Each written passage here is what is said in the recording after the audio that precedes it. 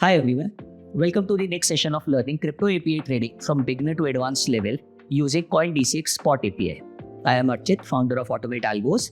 I am here to tell you some very common functions which are used in the Spot APIs so that you can create your own trading strategy book. तो आज के session में हम लोग देखेंगे जो हम लोगों ने फ्यूचर्स API के अंदर फंक्शंस बनाए थे, वही फंक्शंस अगर हमको स्पॉट में बनाने हो तो क्या क्या डिफरेंसेस आते हैं एंड क्या चीजें हम लोग इसमें देख सकते हैं। तो सबसे पहला फंक्शन जैसे हमारे पास आता है गेटिंग एलटीपी। तो हमारे को अगर एलटीपी चाहिए तो 2 से 3 तरीके हैं। आप सबसे पहले यहाँ पे पब्लिक एंड पॉइंट्स पे आ जाइए। पब्लिक एंड पॉइंट्स के अंदर आपको मोस्टली सारे के सारे स्पॉट एपीआईज मिल जाएंगे। फ्यूचर्स एपीआई के जो पब्लिक एंड पॉइंट्स है वो सारे के सारे फ्यूचर एंड पॉइंट्स वाले सेक्शन में दे रखते हैं। अगर मैं पब्लिक एंड पॉइंट पे टिकर पे आता हूँ तो आप देखोगे मेरे को मार्केट मिल जाता है, लास्ट प्राइस मिल जाती है एंड बिड आस्क भी मिल जाता है, सारी चीजें मिल जाती है। तो ये हमारे लिए एलटीपी ला कर देगा। तो एक काम करते हैं, इसको कॉपी कर लेते हैं एंड एक नई फाइल बना लेते हैं सैम्पल फाइल 14 और यहाँ पे इसको पेस्ट कर। अगर मैं बेसिकली इसको पेस्ट करता हूँ और मैं रन करता हूँ तो आप देखोगे ये फिर से हमारे पुराने वाले फॉर्मेट में आ गई। मेरे को इसको नए वाले फॉर्मेट में एक एक्सेल फॉर्मेट में लाना है तो मैं क्या करूंगा,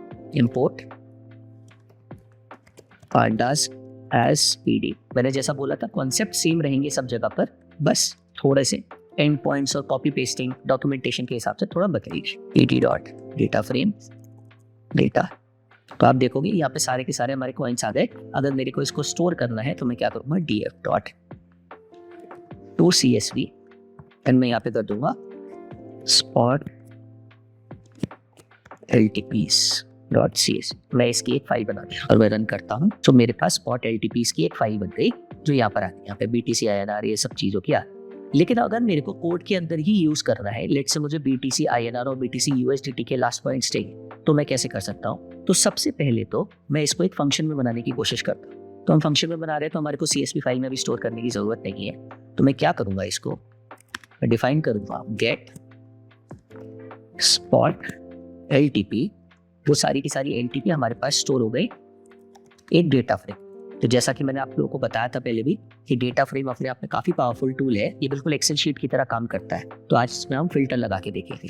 तो अगर मैं करता हूँ यहाँ पे spot data frame is equals to get spot LTP और मैं यहाँ पे क्या करना चाहता हूँ, मेरे को लेट से BTC का चाहिए INR वैल्यू और USDT वैल्यू। तो देखते हैं किस तरीके से ला सकते हैं। BTC INR is equals to spot df। इसमें हम लिखेंगे फिर से spot df और इसमें हम लिखेंगे हमारा जो नाम है सिंबल का जो है मार्केट। तो यहाँ पे मार्केट हमारे पास क्या बन जाएगा, is equals to BTC INR। आप देख सकते हो BTC INR नाम है यहाँ पे मार्केट का। हर एक्सचेंज के लिए एक अलग नाम दे रखा है तो आपको यूनिक नाम ही मिलेगा हमेशा मार्केट का, तो आप वो वाला नाम यूज कर सकते हो इक्वल्स टू BTC INR। जब मेरे को ये मिल जाएगा, अब इसमें से मुझे चाहिए क्या, मुझे चाहिए लास्ट प्राइस। तो मैं उसका नाम देख लेता हूँ, लास्ट प्राइस है इसका नाम। तो मेरे को लास्ट प्राइस चाहिए तो मैं इसमें कर देता हूँ कि भाई मेरे को लास्ट प्राइस ला के देना। जब मैं ये करता हूँ और मैं ये प्रिंट करवाता हूँ तो आपको इसमें एक चीज़ दिखेगी, एक चीज़ की अभी कमी है इसमें। आपको ये जो है ये एक ऑब्जेक्ट टाइप में दिख रहा है, लेकिन मुझे तो सिर्फ ये प्राइस चाहिए, मुझे ऑब्जेक्ट टाइप में प्राइस चाहिए ही नहीं। तो मैं क्या करूँगा, तब मैं इसको जो है बोलूँगा dot values dot to list. अब मैं इसको एक बार प्रिंट करवा के दिखाता हूँ सबसे पहले कि फिर मैं आगे का काम क्यों कर रहा हूँ, तो आपको समझ में आए। BTC आए, मैं फिर रन करता हूँ तो देखो ये एक लिस्ट में आ गया और ये लिस्ट का कौन सा एलिमेंट है, इकलौता एलिमेंट है। सबसे पहले है काउंटिंग कहाँ से स्टार्ट होती है कंप्यूटर की, 0 से। तो मैं यहाँ पे लिख दूंगा 0। तो मेरे को ये लाइन लिखनी पड़ेगी और ये लाइन जैसी मैं लिखूंगा, अब आप देखोगे मेरे पास डायरेक्टली यूजेबल प्राइस आ गई BTC INR। ठीक है, अब सेम वे मेरे को अगर चाहिए BTC USDT का तो मैं क्या करूँगा, मैं पूरा स्पॉट डिफरेंस यही कॉपी कर लूँगा, पेस्ट कर दूंगा, मार्केट में BTC USDT लिख दूंगा और मैं यहाँ से दोनों चीज़ें प्रिंट करवा, print BTC INR comma BTC USDT। जब मैं प्रिंट करवाता हूँ तो मुझे क्या मिलेगा यहाँ पे, अब देखो मेरे को दोनों की प्राइसेस मिल गई, ये USDT में मिल गई और ये INR। अगर मैं इस प्राइस में मल्टीप्लाई करूं USDT की वैल्यू का तो हमारे पास ये प्राइस आनी चाहिए, यस और नो। एक कॉन्सेप्ट अच्छा बन रहा है यहाँ पे तो वो मैं बताना चाहता हूँ। अगर मैं यहाँ पर USDT INR की प्राइस निकालूं स्पॉट डीएफ करके मैं ये पूरा का पूरा कॉपी कर लेता हूँ, ठीक है, स्पॉट डीएफ करके, और मैं यहाँ पे क्या निकालता हूँ, यूएसडीटी आईएनआर। अभी सबसे पहले मैं करता हूँ प्रिंट। तो आप देखो इसने यूएसडीटी आईएनआर की भी वैल्यू प्रिंट कर दी। इसमें हम क्या और कर सकते हैं कि ये हमारे लिए एक अपॉर्चुनिटी स्पॉट करके ये हम ऐसा कर सकते हैं, BTC calculated value is equals to BTC USDT multiplied by USDT INR। अगर हम ये मल्टीप्लाई करेंगे और ये BTC INR से ऊपर है या नीचे है तो हमारे को एक अपॉर्चुनिटी पता चल जाएगी। अगर मैं इसको बोलता हूँ इफ BTC की जो कैलकुलेटेड वैल्यू है, ठीक है, अगर वो कम आ रही है हमारी BTC की INR वैल्यू से, तो इसका मतलब क्या है कि USDT जितने पे चल रहा है और INR की वैल्यू जो है, अगर इसको मल्टीप्लाई करें ये हमें सस्ते में मिल रहा है। मतलब अगर हम USDT में आज की रेट पे USDT में BTC को खरीद ले तो वो सस्ते में मिल रहा है जितना कि वो बिक रहा है। और अगर ऐसा है कि BTC INR की वैल्यूज आता है तो आप उसको BTC INR को क्या कर सकते हो, बेच सकते हो USDT में, सो दैट आपको वो डिफरेंस मिल जाए। इसी को ही आर्बिट्राज कहते हैं। लिखता हूँ print BTC USDT values are lower than INR values. Else और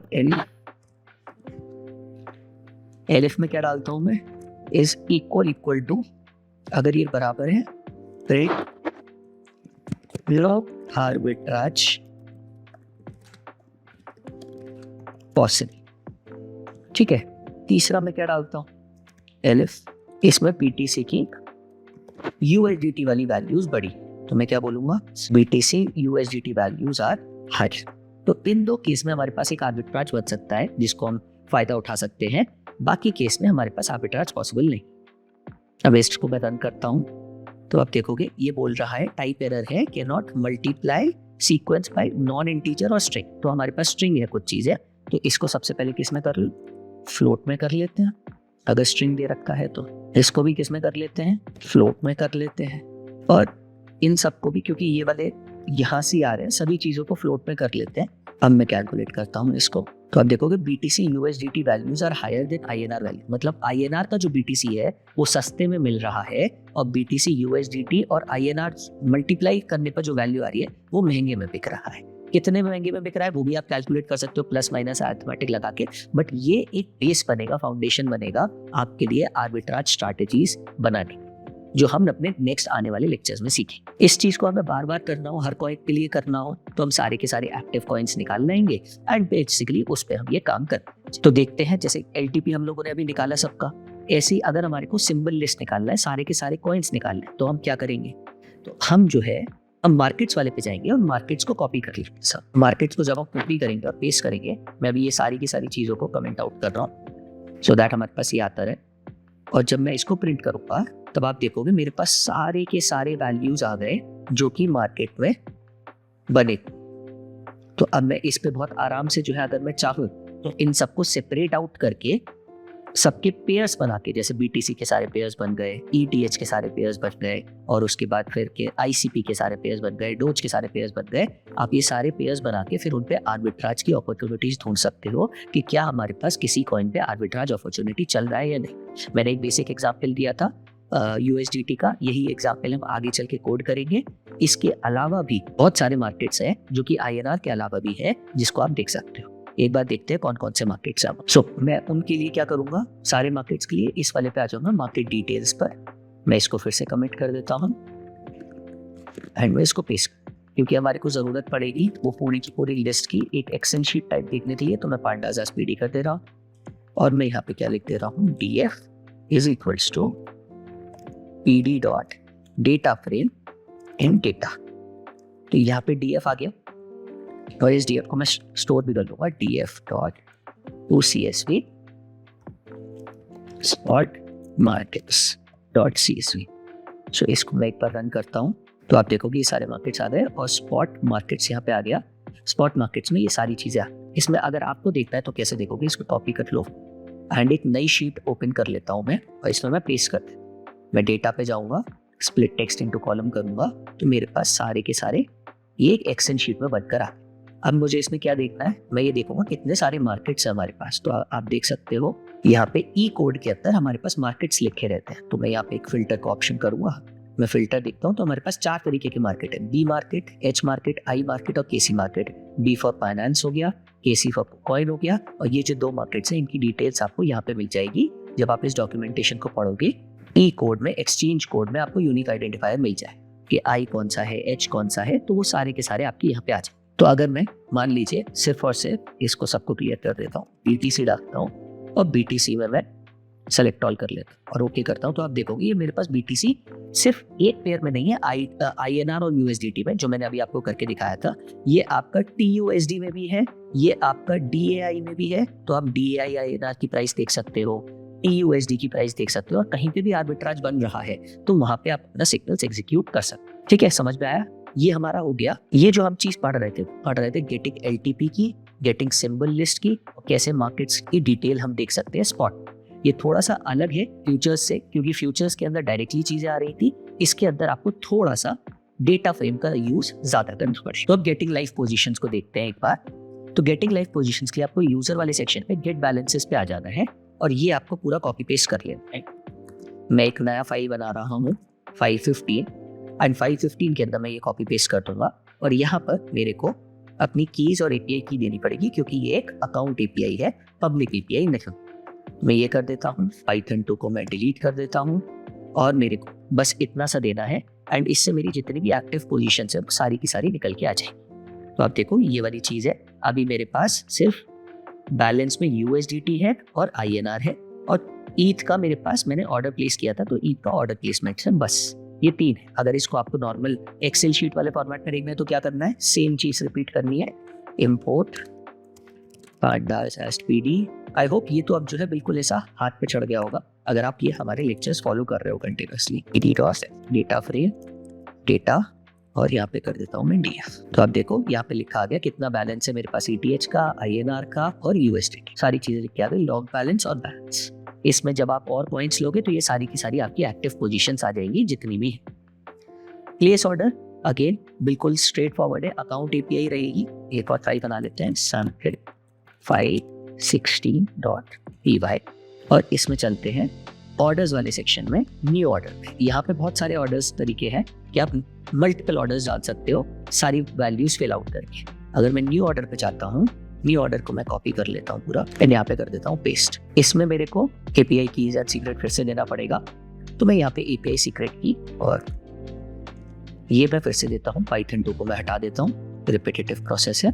उसके बाद फिर मेरे को यहाँ पे जैसे लिमिट ऑर्डर लगाना है, लेट से हम लोग लगाते हैं लिमिट ऑर्डर एक लगाने का ट्राई करते हैं, आ जाते हैं यहाँ पे मार्केट्स में, रेट पे स्पॉट पे आ जाते हैं, स्पॉट पे INR पे आ जाते हैं, USDT लेने का कोशिश करते हैं, चलो 3 USDT लेने का ट्राई करते हैं।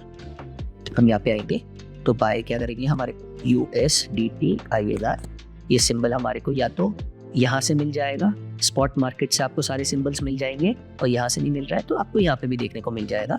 इसका नाम क्या है, USDT INR। ठीक है, कितने पे चल रहा है, 88.70 पे चल रहा है। अभी हमारे पास ओपन ऑर्डर्स कुछ भी नहीं है, आप देख सकते हो। तो हम यहाँ पे बाय का ऑर्डर लगाते हैं, पर यूनिट प्राइस हम रखते हैं लेट्स से 88 का, कितने का चल रहा था, 88 का, और क्वांटिटी रख लेते हैं लेट्स से 5 क्वांटिटी रख लेते हैं, हाँ बैलेंस होगा। और यहाँ पे क्लाइंट ऑर्डर ID आपको चेंज करना है, करिए, वरना अगर आप खाली छोड़ना चाहे आप खाली छोड़ सकते हो। तो यहाँ पे आप नॉर्मल कुछ भी फिल कर सकते हो, कुछ ऐसा नहीं है कि ज़बरदस्ती कुछ फिल करना ही है ID में, बाकी नॉर्मल रहेगा और कुछ भी नहीं है। अगर आपको लिमिट से मार्केट ऑर्डर करना है, कुछ और करना है, तो आप वो रिप्लेस कर सकते हो। इसको हम एक बार चला के देखते हैं। तो देखो ऑर्डर प्लेस हो गया हमारे पास, ऑर्डर हिस्ट्री पे आ जाते हैं। तो देखो ऑर्डर हिस्ट्री पे 88 का ऑर्डर लगा हुआ है, 5 USDT का आ गया यहाँ पे, तो 88 का यहाँ पे लगा हुआ है। सेम चीज़ है, हमारे को फ्यूचर्स API में तब भी 5 चीज़ों को चेंज करना था, यहाँ पे सिर्फ मुझे 4 चीज़ें दिख रही हैं, बाय, USDT INR जो भी मार्केट है आपका सिंबल है, जो भी प्राइस और टोटल, बस ये 4 चीज़ें आप अपडेट कर दीजिए और आपका प्लेस ऑर्डर मुझे। आपके लिए होमवर्क ये है, हम लोगों ने क्योंकि फ्यूचर्स API में इन सब के फंक्शंस बनाना सीखे हुए हैं, आप एक बार जाएं, उन वीडियोस को रेफर करें और प्लेस ऑर्डर फंक्शन एक प्रॉपर DEF वाला जो पाइथन का जो फंक्शन होता है उसमें इसको डालने की कोशिश कर, जहाँ पे आप सिर्फ 4 चीजें पास कर रहे हैं, बाय और सेल, सिंबल का नाम, प्राइस और क्वांटिटी, और वो अपने आप ऑर्डर प्लेस हो जा रहा है। ऐसे ही और फंक्शंस को देखेंगे हम नेक्स्ट क्लास में। जो भी डाउट होते हैं प्लीज कमेंट सेक्शन में लिखिए, मैं और मेरी टीम और पॉइंट DCX की टीम आपकी जरूर हेल्प करेगी वो सारे डाउट्स को क्लियर करने। Thank you for joining in. Let's meet in the next session. Crypto products and NFTs are unregulated and can be highly risky. There may be no regulatory recourse for any loss from such transactions.